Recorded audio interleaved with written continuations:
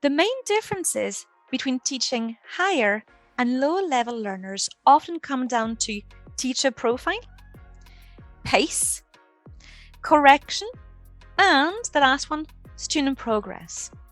So what do I mean by that? Very often we find that beginner level students tend to rely on the teacher that little bit more, okay? Whether they're adults or not doesn't make any difference, but very often to do with the lower level learners will tend to rely on their teacher's input a little bit more. This could be down to their own confidence. Lower level students may not feel as confident as higher level students.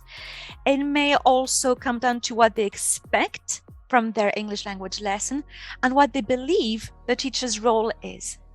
So if you find that your students are relying on you really quite a lot, maybe you think maybe a little bit too much, that's when you start to introduce the idea of learner training.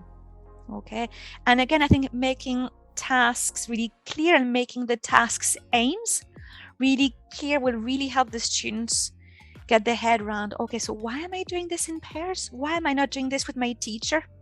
So again, clear aims, transparent aims will be very, very helpful. Pace can also be quite different between your beginner level class and your advanced level class. Well, simply because your lower level students may not be able to speak, for as long as your C1 or C2, even B2 level students will be able to.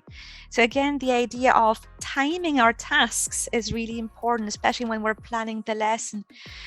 Planning a 30-minute speaking activity with our beginners, would that really happen in the classroom?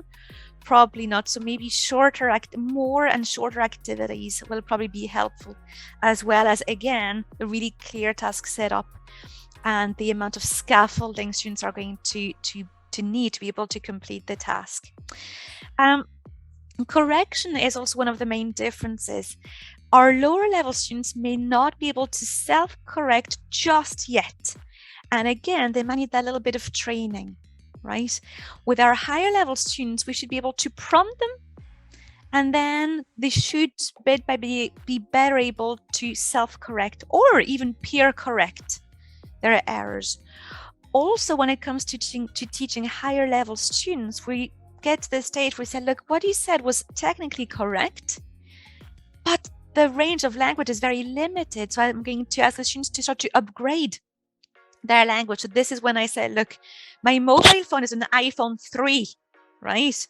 But now you use what, iPhone 12, iPhone 14, I don't know. So I want you to go from iPhone 3 to iPhone 12.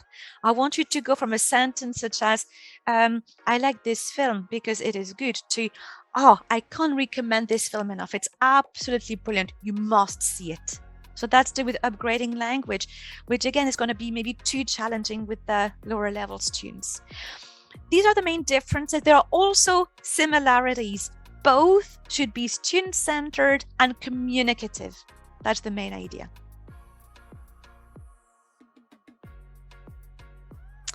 The main challenges in teaching lower level students, very often based on teacher feedback, is language grading. What do I do if I've set a task and my students just don't get it? Or I've just been through this language point, this grammar point, and the students just don't get it? What do I do if my students' level of English is really low and they find it very difficult to understand me? They find it really hard to understand my instructions and to understand my explanations. So language grading is one of the main challenges in teaching lower level students. The other end of that spectrum is that if your language is maybe too graded, you might start to sound a bit like a robot. And also, I think natural language is how very often we communicate empathy. So again, we want our language to be really graded to the student's level, but we still want our language to remain natural and to convey empathy for our students. The other main challenge, I think, when it comes to teaching lower levels is task setup. Oh my goodness, how do you set up a role play? And how do you set up a pair activity? How do you set up a task if it's the first time the students have ever seen it. Like you find someone who, well, again, yes, it's going to take longer. It's going to take more demonstrations, maybe more examples, and definitely more scaffolding.